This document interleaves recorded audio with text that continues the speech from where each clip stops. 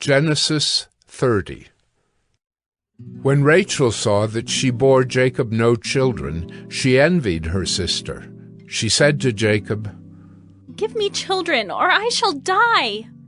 Jacob's anger was kindled against Rachel, and he said, "Am I in the place of God, who has withheld from you the fruit of the womb?"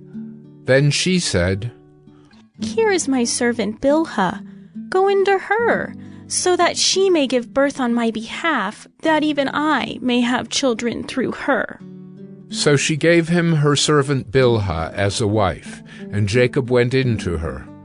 And Bilhah conceived and bore Jacob a son. Then Rachel said, "God has judged me, and has also heard my voice and given me a son."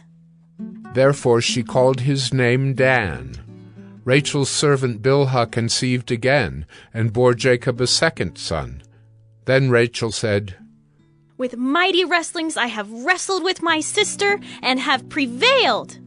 So she called his name Naphtali. When Leah saw that she had ceased bearing children, she took her servant Zilpah, and gave her to Jacob as a wife. Then Leah's servant Zilpah bore Jacob a son, and Leah said, "Good fortune has come." So she called his name Gad. Leah's servant Zilpah bore Jacob a second son, and Leah said, "Happy am I, for women have called me happy." So she called his name Asher. In the days of wheat harvest, Reuben went and found mandrakes in the field, and brought them to his mother Leah. Then Rachel said to Leah, "Please, give me some of your son's mandrakes."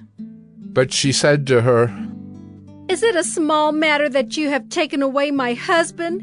Would you take away my son's mandrakes also?"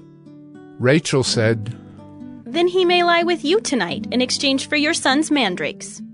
When Jacob came from the field in the evening, Leah went out to meet him and said, "You must come in to me, for I have hired you with my son's mandrakes."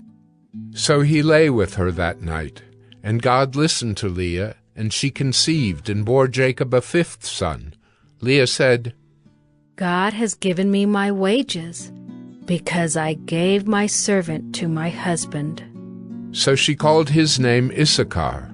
And Leah conceived again, and she bore Jacob a sixth son. Then Leah said, "God has endowed me with a good endowment. Now my husband will honor me, because I have borne him 6 sons."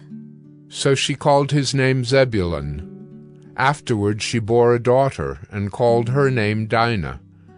Then God remembered Rachel, and God listened to her and opened her womb. She conceived and bore a son, and said, "God has taken away my reproach." And she called his name Joseph, saying, "May the Lord add to me another son." As soon as Rachel had borne Joseph, Jacob said to Laban, "Send me away, that I may go to my own home and country. Give me my wives and my children, for whom I have served you, that I may go, for you know the service that I have given you." But Laban said to him, "If I have found favor in your sight, I have learned by divination that the Lord has blessed me because of you. Name your wages, and I will give it." Jacob said to him, You yourself know how I have served you, and how your livestock has fared with me. For you had little before I came, and it has increased abundantly, and the Lord has blessed you wherever I turned. But now, when shall I provide for my own household also?" He said, "What shall I give you?" Jacob said, "You shall not give me anything. If you will do this for me, I will again pasture your flock and keep it. Let me pass through all your flock today, removing from it every speckled and spotted sheep, and every black lamb, and the spotted and speckled among the goats, and they shall be my wages. So my honesty will answer for me later, when you come to look into my wages with you. Every one that is not speckled and spotted among the goats, and black among the lambs, if found with me, shall be counted stolen." Laban said, "Good, let it be as you have said."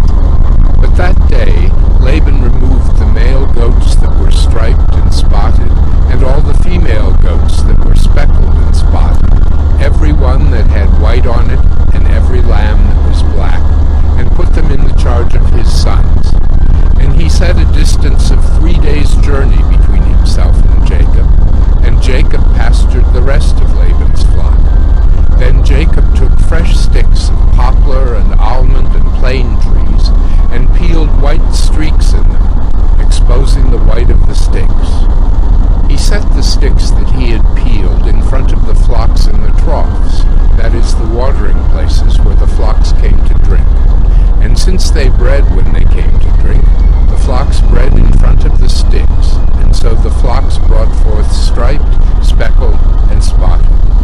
And Jacob separated the lambs, and set the faces of the flocks toward the striped, and all the black